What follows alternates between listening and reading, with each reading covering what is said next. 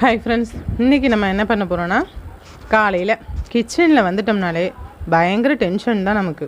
கிச்சனில் பாத்திரம், அந்த கிச்சனை சுற்றி இருக்கிற பொருள் இதெல்லாம் பார்க்குறப்ப ரொம்பவே நமக்கு கஷ்டமாக இருக்கும் இல்லையா ஃப்ரெண்ட்ஸ்? உங்களுக்கும் அப்படி தானங்கிறது கமெண்ட்டில் சொல்லுங்கள். பாருங்கள், தினைக்கும் இப்படி இருக்கும். இதை நம்ம க்ளீன் பண்ணிவிட்டு டக்குன்னு பாத்திரம் விளக்கிட்டு, அச்சோ எப்போயுமே பாத்திரம் விளக்கணுமா, ஐயோ இப்போ பாத்திரம் விளக்கி தான் ஆகணுமா, அடுத்தது டிஃபனா, அடுத்தது லஞ்சா அப்படின்ட்டு மலப்பாக தான் இருக்குது. என்ன பண்ணுறது? பெண்களுக்குன்னு கடவுள் விதிக்கப்பட்டது. இது என்ன மிஷின் அப்படின்னு கேட்குறீங்களா?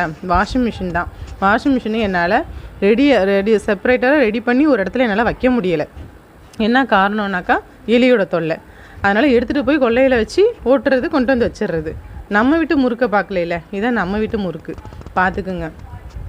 எல்லாருமே கொடுத்தாங்க முறுக்கு பலகாரம்னா, எல்லாரோட பலகாரமும் ரொம்பவே சூப்பராக இருந்துச்சு.